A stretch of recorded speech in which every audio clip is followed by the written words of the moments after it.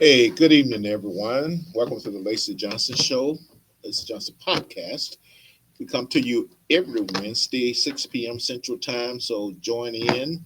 Before we get started, please go out to my channel, YouTube channel, and sign up, subscribe, I should say. Click the notification button so you can get fresh new contents when we put it out there. Like the video, that helps also. We got an online store. Go out there and buy some things from our store. And probably one of the more important, I guess they're all important, we'd like to hear from you. And whether you agree or disagree, love it or hate it, we still want to hear from you. And I love to be corrected and pointed out that I was wrong about something. So I welcome that. And I love for people to disagree with me. So we need to get a good dialogue here. Well, first of all, we're coming to you from Minneapolis, Minnesota. Uh, Great news is it appears that spring has sprung. Now, I say that with a little hesitancy because we've had snow in Minnesota, I mean, in May or something, in all kinds of months, but I think we're in good shape now. Got a couple of things I'm going to talk to you about. We're going to deal with sports and entertainment quite a bit today. And I generally try not to get too much into sports and entertainment because you probably heard me say too is that it's changing recently. But generally speaking, if you see black people on television, they're talking sports, entertainment, or racism. Generally speaking, and like I say, I see some positive changes in that now. So I really hesitate, but they are. It is kind of apropos to talk about that because it's been in the news. But before I get there, uh, I I'm a big science and technology guy, and I love it when they put uh, people in science and academics and learning in front of our national audience in the media. Long story short, uh, I had a came across this black female astrophysicist. They were talking about the solar eclipse, and I'm quite sure some of you have gone out and witnessed the solar eclipse. I didn't get too much into it. I know family members who flew to Dallas and witnessed it and sent us pictures, but I wasn't much into it. Really, it's nice to see, but it wasn't that important.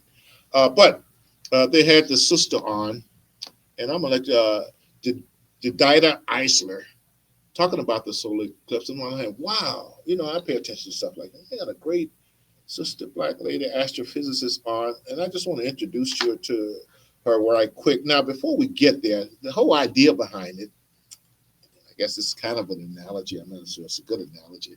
This is like to clear your palate for the main course that we're going to serve, which is the sports and entertainment. We think it's a nice little way to clear the palate and focus on some academic stuff.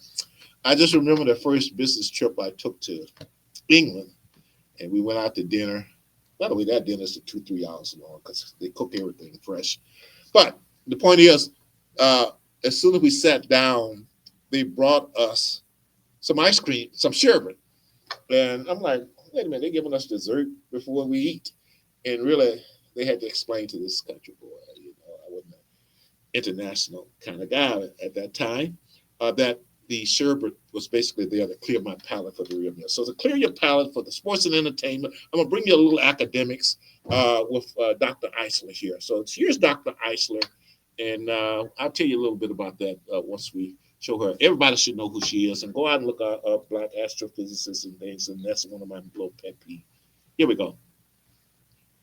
People think black hole, and so then you think sort of like a hole, like Wile E. Coyote fell into when he was chasing the Roadrunner. But it's not quite like that. It's four-dimensional, just like we are.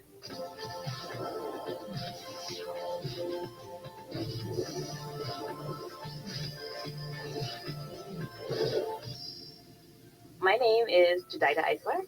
I have a PhD in astrophysics, and I study supermassive, hyperactive black holes called blazars. Good. Just want to introduce you to her briefly. And this is a National Geographic for kids, and throw in a couple little personal things.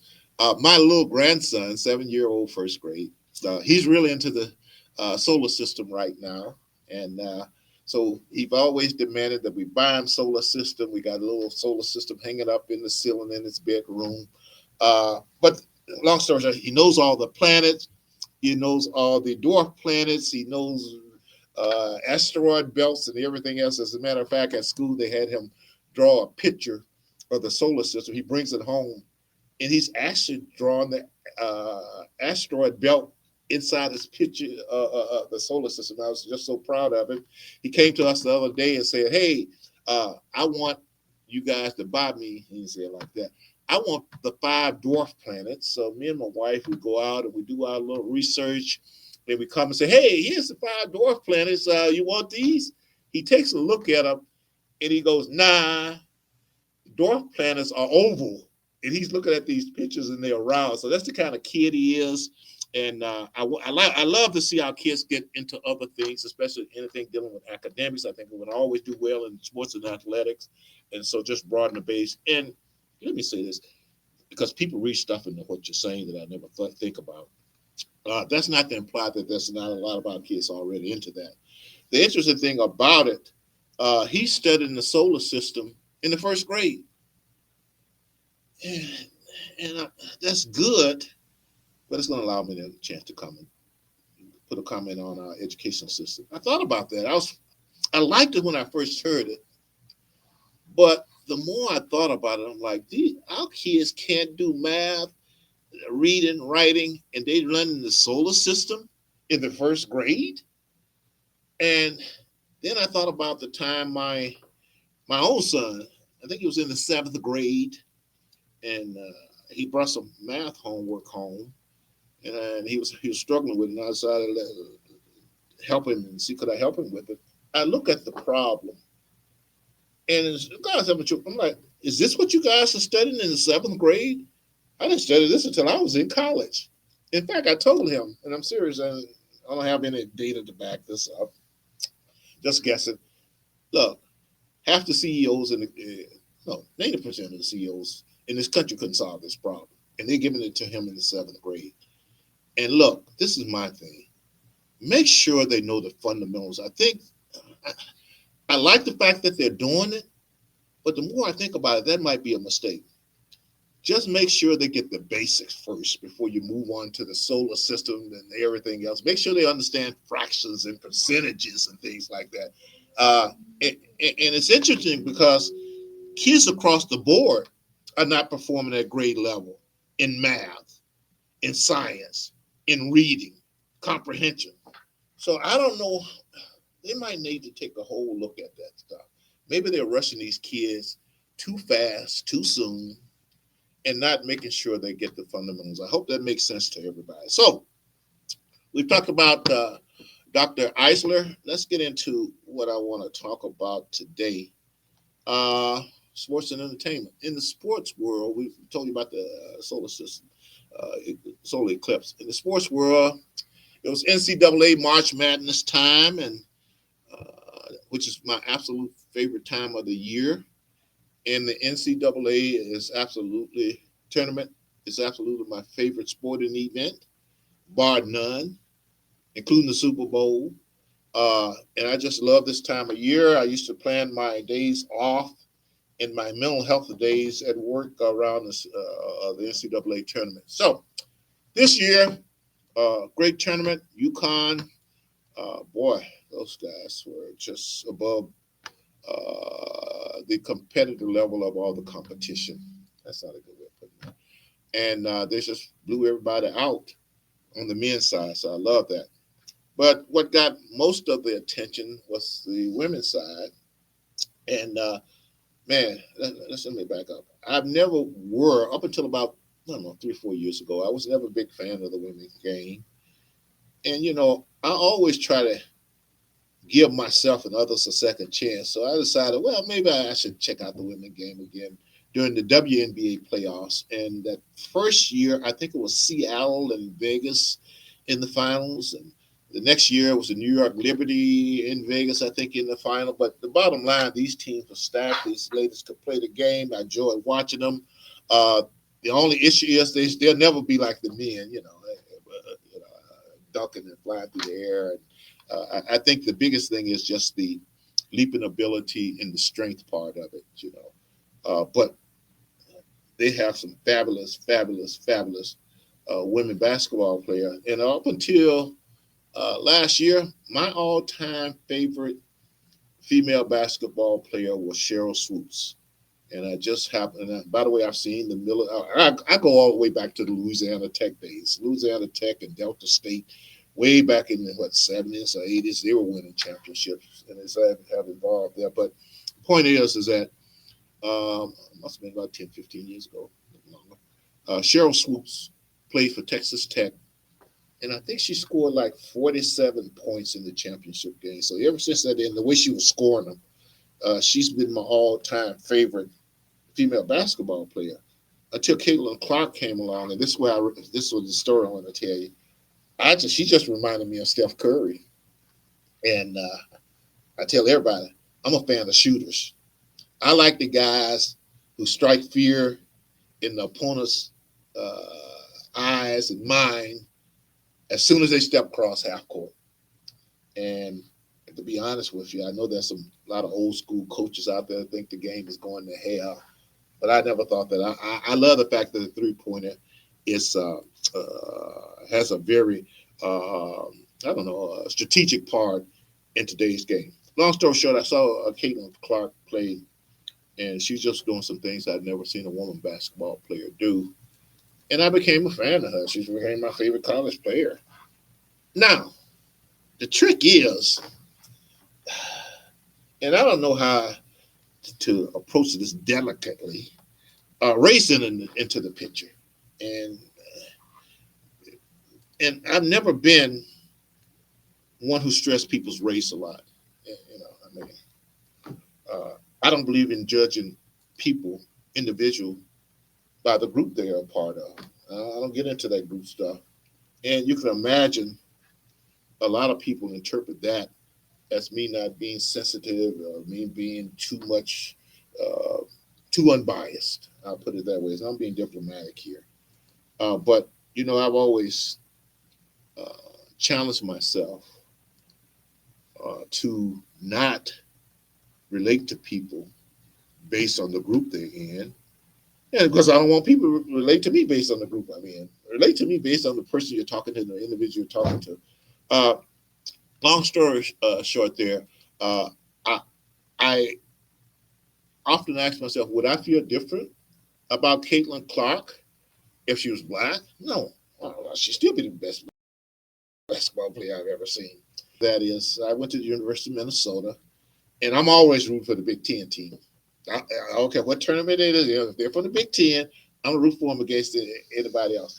The trick this year was if you rooted for the Big Ten team, they were predominantly white. The other team was mostly black. And there are some people who don't really get into this Caitlin Clark type thing. And I was at a gathering this Saturday, and somebody threw me, they threw me a bait on this Caitlin Clark, Angela Reese thing because they know how I feel about that. And I guess they looked at me as entertainment. And I knew what they were doing, but I decided I'd take the bait anyway, and I just had the devil in me. So they were asking me about Angela Reese's comments after the game, where she was complaining about the way the press treated her and the fact that they were sexualizing her. And you know, I'm just being honest. I had been told my wife I didn't like the image that she was projecting out on social media. A lot of times, I just thought if she was my daughter, I'd tell her, don't put that picture out there. And I'm just being honest. And so me and my wife got in there, and when she said she was being sexualized, I was like, man, I think she's contributing to that based on some of the pictures. So me and my wife went out and we looked at some of the pictures, and my wife was like, yeah, if that was my daughter, I probably wouldn't want it out. So, but anyway, they asked me what did I think about our comments, and I said it sounded like she's complaining that she's a victim. Now, people often misinterpret and misunderstand, and most of the time I don't try to explain things to people because, to be honest with you, I don't need to be validated or verified by anybody. And so normally I know no matter what you say, people are going to take it differently than what you meant, how you mean it. I know that sometimes you'll say something if you don't have time to sit down and just explain it, that people are going to take it the wrong way. So I really wasn't concerned about it. But I'm not one who believe in going through life thinking I'm a victim. In fact, I've never thought that. I don't care what you do to me. I'm no victim. In fact, I don't think victimhood is a spirit from God. I think victimhood is a spirit from Satan. Yeah, I'm never defeated. That's the way I look at it. So I'm not a victim, and so I don't like people who talk like victims. And not that I'm putting the people down. It's coming from a realization that we have the power within ourselves at all times to change our lives and our situation. It doesn't depend on what happened in the past as much as we think, how they treat us and what people think about us and whether people think they're better than us. I don't even get into all of those stuff. And so I'm against victimhood. And a lot of it is because I wasn't raised that way. I just was raised. We weren't allowed to think like victims or talk like victims. I tell people the elders that raised us to focus on being the best we can be. And basically, and I'm summarizing it here, until you are the best you can be, don't be pointing at other people and blaming other people. So just focus on that. So I've always had a issue with that. Uh, the other thing is, and I took into consideration her age too, by the way, Angel Reese says. I know young people. I was, I don't know, 18, 19, 20, and I wasn't too smart at 18, 19, 20. I had a lot to learn and kind of looked at things differently. So I took that in consideration. But finally, look, uh, probably has mostly to do with my dad. I tell people I had never, I never heard my dad complain in his life about anything or anybody. Uh, I never heard my dad swear or curse either, though. I never heard him yell or scream. And so I'm just taking, that's the way I was raised. I'm not thinking about all that stuff. My dad didn't even have time for to talk about what other people doing. And he didn't want to hear about racism and all that stuff. He didn't. And so that's the way I was raised, people. And everybody raised us that way. And I didn't know anybody around me that was sitting around talking about that kind of stuff. Everything and everyone I grew up with, it was just how can we be the best people we can be the best students, be the best athletes, be the best child, be the best brother. That's what we focus on. And so all this other stuff, I just didn't have time for it. And God blessed me too. Uh, I didn't come across too many instances of racism. In fact, I can't ever think of any of growing up in Mississippi. Now, you've heard me say this before. I get to Minneapolis, Minnesota, and I think within 2 years, I'm hearing the end when people a person referred to me as a nigger. That's not forget that. I'm being called a nigger. Uh, Happened twice here in Minneapolis, and so, but I didn't grow up with that. Now, here's the thing, and once again, by the time I get to college, I'm just a confident person. Ain't nothing you can say.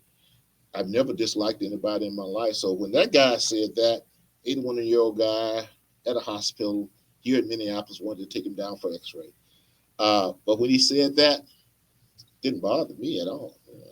In fact, because he was 81 years old, and I basically felt sorry for him.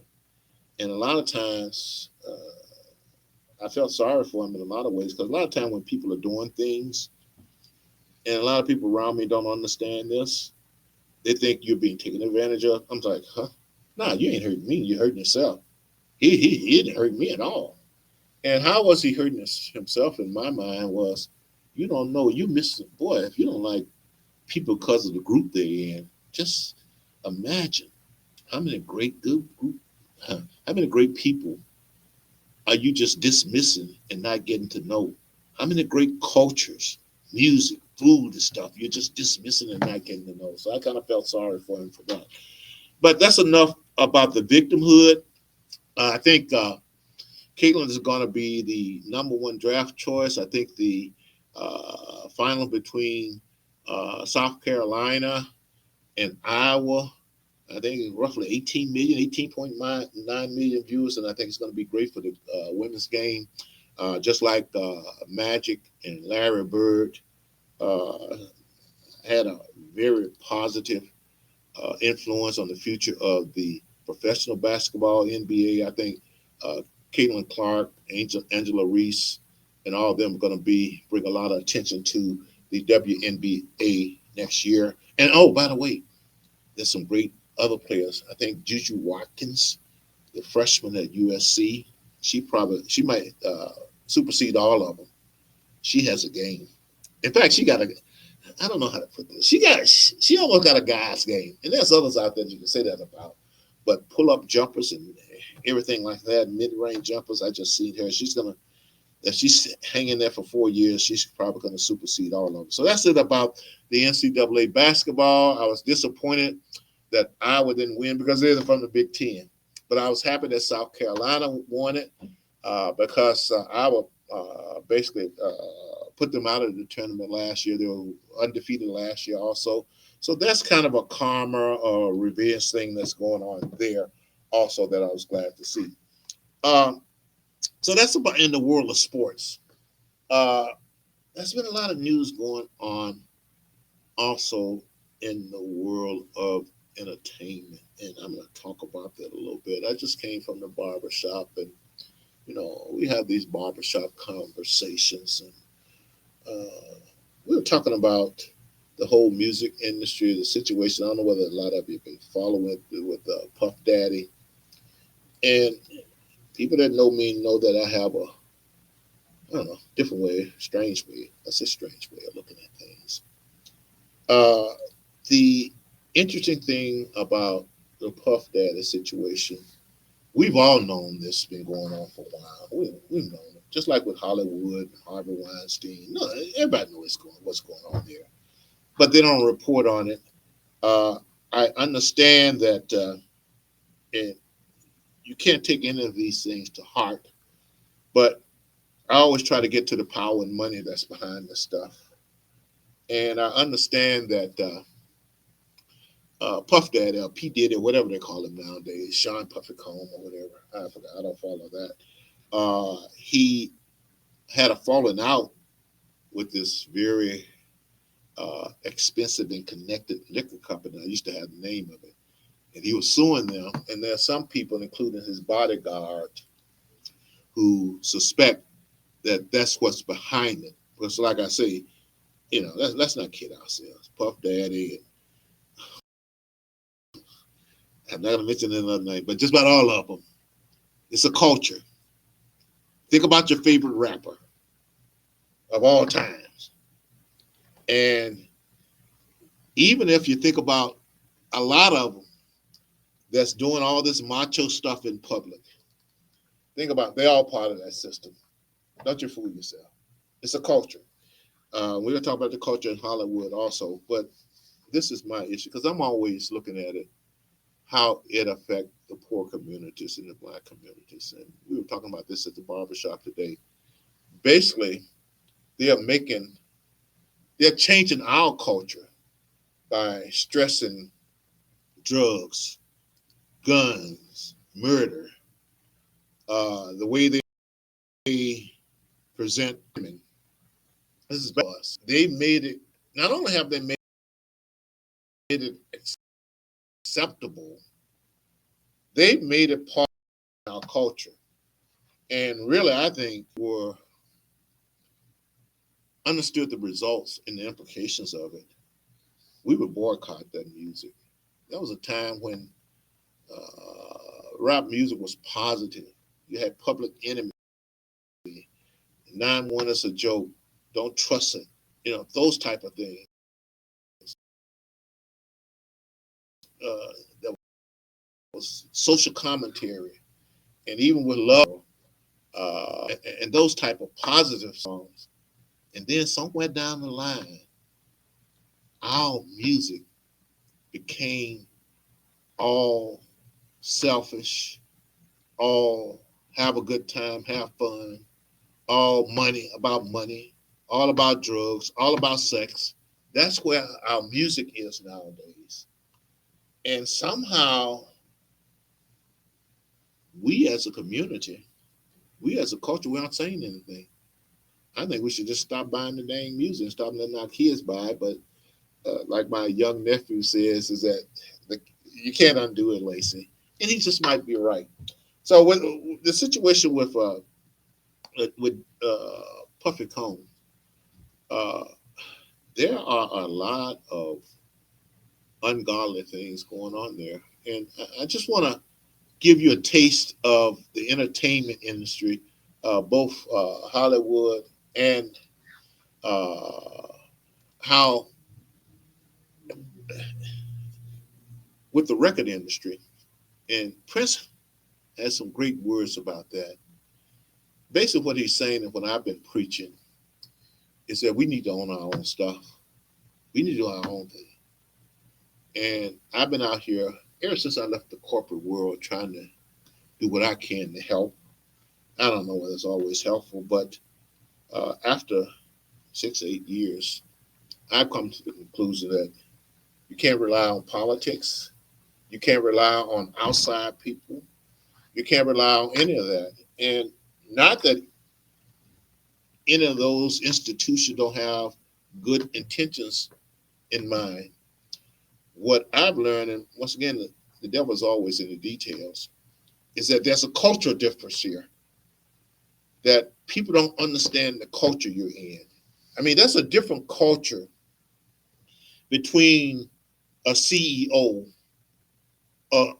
brought up in the suburbs, he's CEO of a 500 company or whatever, and the inner city culture.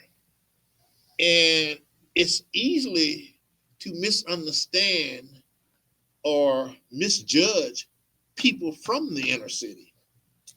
And the way I had lunch yesterday with a very successful businessman, and we were talking about that and how other communities interface with our community trying to help us. And I basically said, look, we have we have Tom Brady's, Johnny Unitas's. These are quarterbacks, by the way. They're for quarterback. Tom Brady is considered the greatest quarterback by a lot of people in the NFL. He was a six-round draft choice.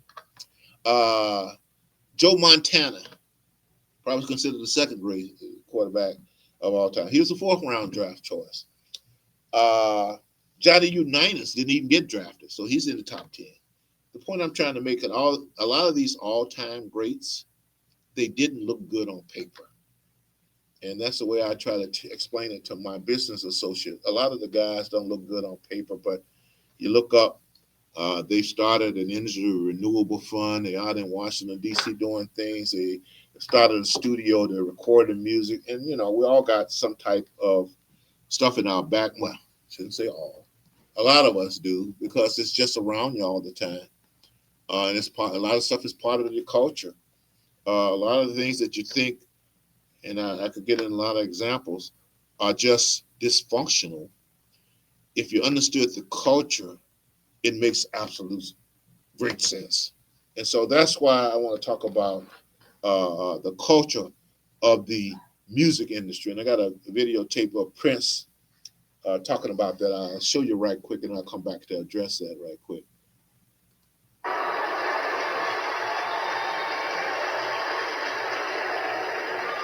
If you could, could we please remain standing? If you could.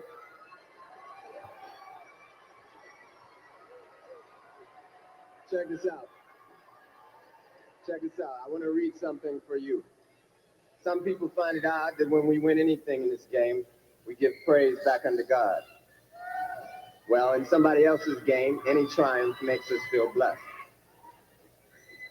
When it's your game, you make the rules, everything comes easy. All your friends are in key positions, so when you decide you don't want to play anymore, you never leave empty-handed. Can somebody say golden parachute? Well, it's not your game. You didn't make the rules, so everything comes hard.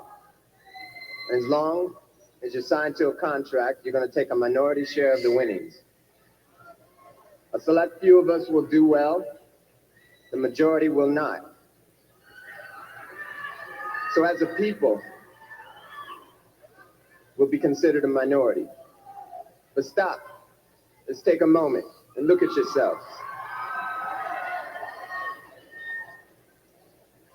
There's nothing minor about you. You are a blessed people. You're the most talented on earth, and you are still grateful. That is why, upon winning in their game, you always thank God. Tonight, I would like to ask one favor of you. Imagine what we'll all be like in our own game. Peace and love for one another. So, what Prince is talking about is owning your own. We have got to be in charge of our own. And we're going to talk about a little bit more about the record industry in Hollywood here. But there are a lot of godless people in all of these environments. And I'm not saying you have to be godly not to do certain things. What I'm saying is based on my experience that, uh, and not that that should be the final determinant for anyone, is that without God, people descend into selfish, unethical, immoral things. You get into behaviors.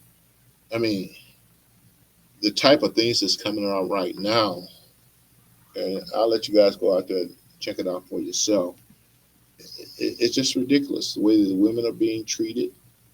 The whole, and I hope your kids put your kids to bed.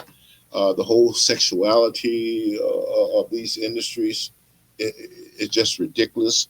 There's a lot of homosexualities going on here, and I think that's what happens when, and everything is a part and about me and feeling good. Uh, and that's what's going on here and what I see, the evidence that's coming out.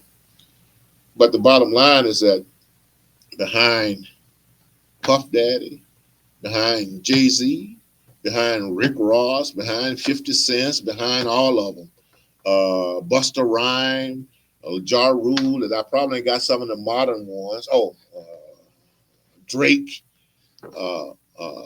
Rihanna, Nicki Minaj, take them all. And there's a lot of them out there. In fact, I'm just amazed. I'm constantly learning, who is this guy? And he's had top 10 records and been up in top 10, got $10 million or whatever. Never heard of him. All of them out there. There are people behind them that really rule in control of things. And I'm just wondering, is it going to stop at Puff Daddy, Puffy Combs, or whatever his name is? Will it stop there? Will they actually get to the root of the problem?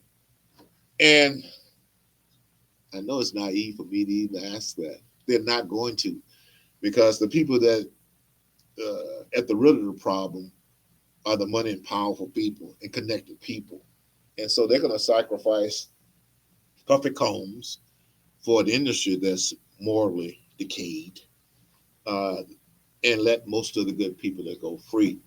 I don't want to get into too many things on my podcast about the industry that are as featured, because we don't want to get into that, because you can discredit yourself when you really tell what's really going on. But I'll just say that I hope it goes further than Puff Daddy. I hope they clean it up. My main concern, in a lot of ways, to be honest with you, is the women. And you can go out and read that, some of the tales that they're telling me that's going on. Because I repeat, you can tell, to me, the health of a community by the way they treat their children, the way they treat the elderly, and the way they treat their women. And I guess I'll end this whole thing with the music industry, talking about the way they treat black women, what they talk about, and how our own men are treating them. Look, and I wasn't even planning on saying this. You, if you're treating your woman mostly as a sex object, she needs to get away from around you.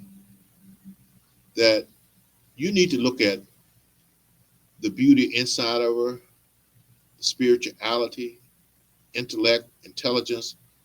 Those should be some of the top priorities. And look, I'm a heterosexual male. I understand the other issue of it, but that's what the music in pop culture, and I'm gonna be exactly, and I have to say, I don't always prepare what I'm gonna say.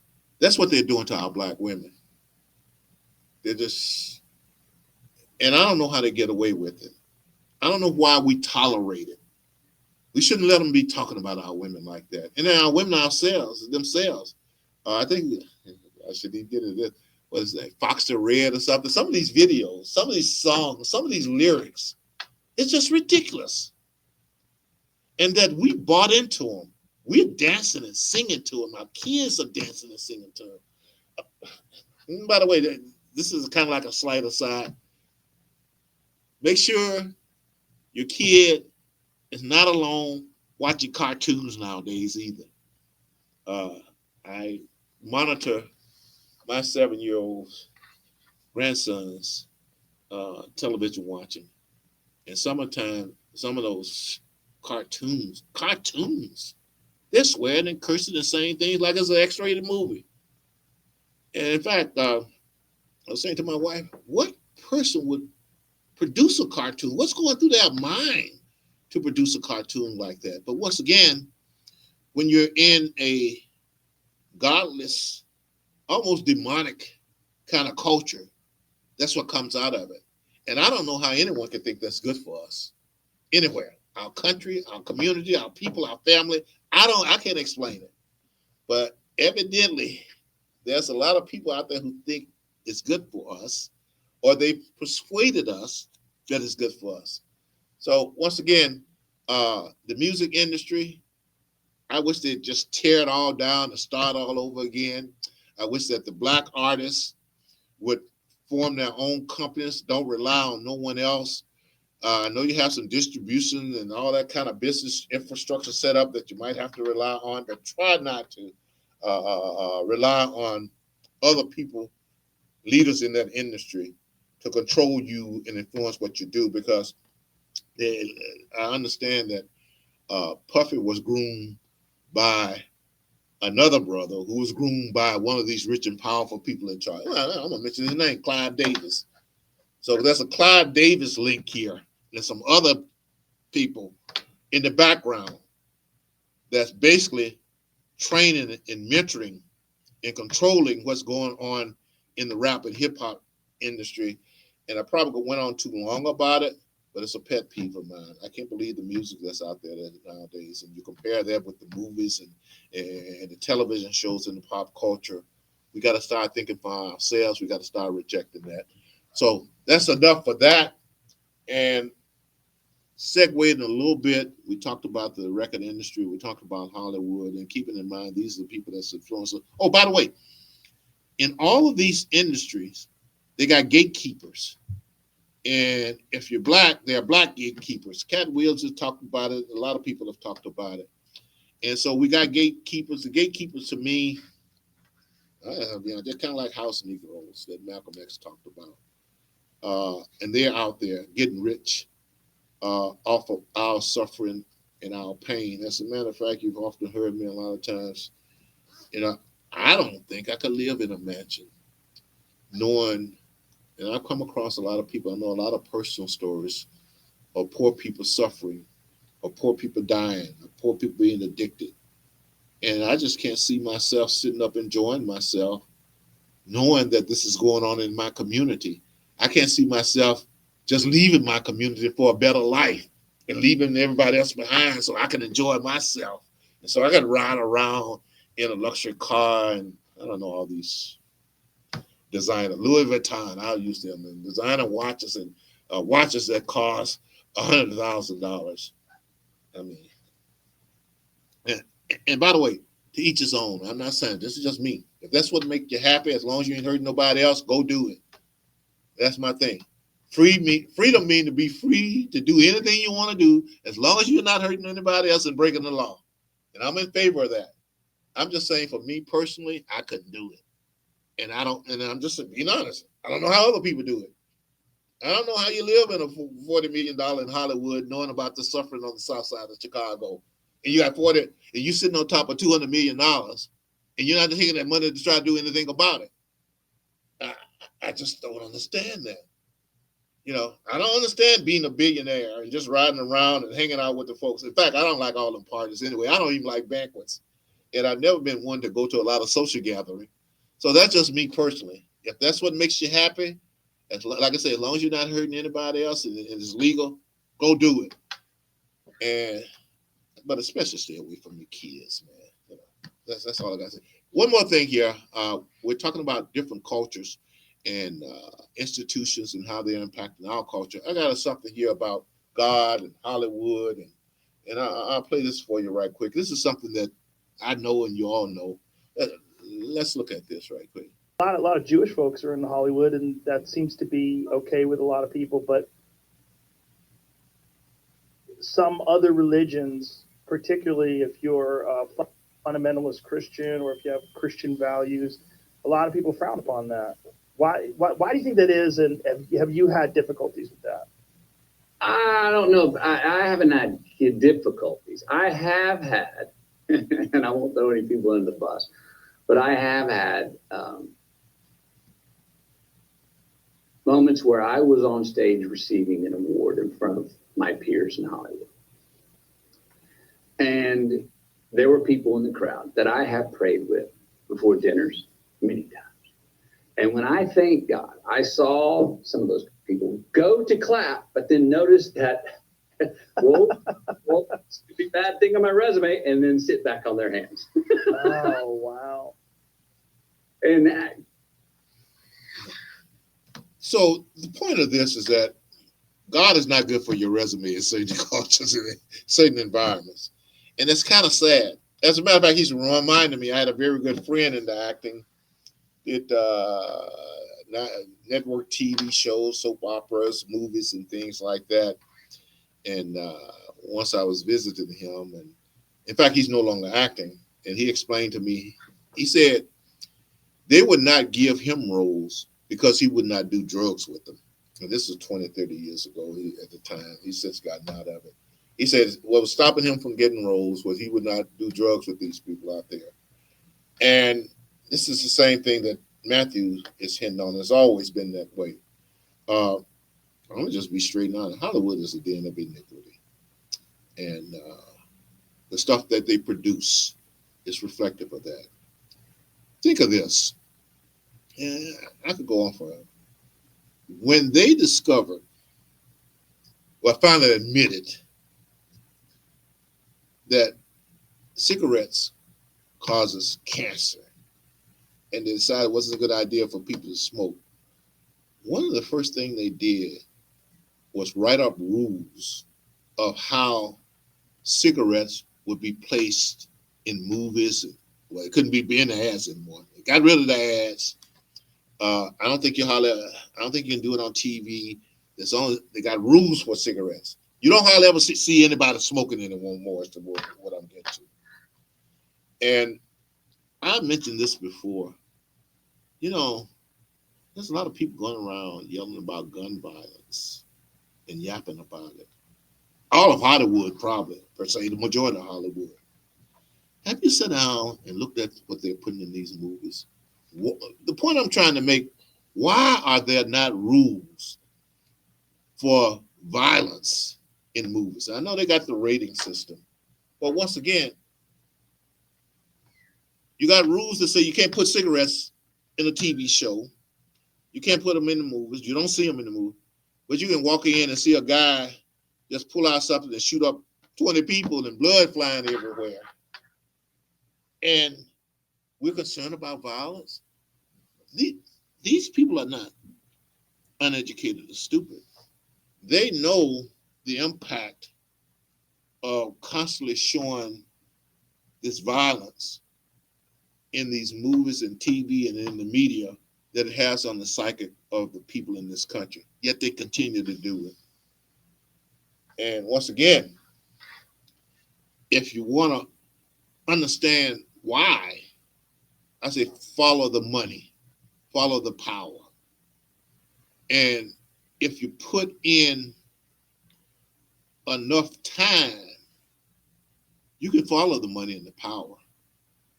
But it takes time, which leads to another thing, and this is a personal thing, I guess, kind of. People I've had a couple people say when I talk, I sound too absolute. And I don't know exactly what the heck they're saying because to me, they defend their opinions and what they're saying just as much as I do. But I'm saying that to say this. Well, first of all, uh, I don't know how to sound not absolute when I say 1 + 1 = 2. I don't know how to. I don't know how to not sound absolute. So that's one thing. The second thing is people, and this is probably the most important. And if you don't like me, you're gonna take it one way. If you do, you're gonna take it another way. I put in the work. I put in the work. I've been anything I talk about. I've done my homework. I've done my research, and I'm willing to have a dialogue, a debate, or defend whatever I say. And I'll be happily proven wrong. But I say that because once again, Caitlin Clark, they asked her, when she was missing all the shots, she just kept shooting. I'm the same way though. I understand what you're saying. She said, I knew I had put in the work. When you put in the work, and I always joke with people, I'm often wrong. These a little funny. I got humor. But seldom in doubt. It's kind of like I look at a lot of things connected. Academics to me is not much different than athletics. You put in the work, you're gonna be confident. Uh, it's very seldom, if ever. No, let me rephrase it. Better way of putting it. Every time I took a shot, I knew I was gonna make it. I don't know better way to put it. I didn't all the time, but I was absolutely sure I was gonna make it. That's the way I look because I put in the work. I practice. I practice under the full moon. Up until 10, 11 o'clock at night, me and Speedo practice on this shot. So I was down on it. And the same thing is true in academics. I know the work I put in. So don't mean to sound absolute and it's a turn off. Uh, and I once had a person, because I've always been kind of confident in my ability. I had this guy in the corporate world when I first started off as a software engineer. Uh, Pat Baker, I don't know whether you're out there or not. But he said to me, Lacy, people don't like confident people. And he's basically right about that. I don't mean to be that way, but that's the way I was raised once again. I competed K through 12 against very smart, very high achievers who was always sure they were right. We were all like that. So I don't mean to be that way. But once again, we put in the work, people. And if there's anything I'm saying that you disagree with, you think I don't know what I'm talking about, I want to hear from you in the comments. So I'm going to wrap it up here. We've talked about the sports and the entertainment cultures. Before we got into that, I wanted to introduce you some academically, astrophysicists. But the point of all of this, and I think the moral of it all, or the deeper meaning of it all, is that, and I know some of you are not following, what you see in the culture of Hollywood, what you see in the culture of the hip hop industry that's reflective in Sean, the whole P. Diddy situation, you know what I'm saying? It's out there. The Harvey Weinstein, all the casting couch in Hollywood, and what Matthew McConaughey just said about you can't, God is unpopular in these environments, in these cultures. And I think I'll end it with this. These cultures without God, where it's all about me, It's all about feeling good. It's all about how much money I got. It's all about what kind of car I drive, what kind of clothes I wear. It's all about image. When you know deep down inside you're rotten morally. I think these things are a microcosm of where we are headed as a country if we don't do anything about it. Where everything is about us, everything goes. It's about me and people not offending me, uh, those type of things. It's about what group I'm in. Uh, Nothing is based on any type of moral compass, any spiritual values, any God type of godly things. And I'm pretty straight up, and we'll talk about this someday too. I'm not oblivious to the history of Christianity. I'm not oblivious to the history of religions. I'm not oblivious to the history of the Bible. But as far as I'm concerned, the thing that makes me less corrupt, uh, less immoral, less unethical, or just make me moral, ethical, and non corrupt are Christian principles. And it's a good guideline for any institution, any culture, any country. Uh, I've done some reading on the fall of the Roman Empire. Uh, it was the morality when they were falling. The biggest sign, the morality was the canary in the cave when you knew the society was about to collapse, and that's what I see happening here uh, in America. And so, uh, let's end on a positive note. However, uh, we can do something about it. I think we're gonna, and I guess the real note is a note of empowerment. People don't understand. I don't care about what white people think of black people. I don't care. I don't care a least bit. I don't care that they think they're better than us. I don't care a least bit. I'm focusing on myself, and we're gonna have to focus on ourselves to get this done. I don't. Well, I shouldn't just pick on white people. Any people, anybody, no matter what color, doesn't matter what you think. In fact, you're free to think whatever you want. And look, and this is why I have to stay around for certain people, man, because they're always talking about this kind of stuff. What they think of us, supremacy, race. I don't have time for that. It doesn't matter to me. None of that stuff matters. Never have mattered. Never will matter. Uh, and so I just have to get from around that. But focus on being the best you could be. Feel empowered. Don't let people convince you that somehow all the bad things and the tough things that happened to your great grandparents is causing you to underachieve today. Don't,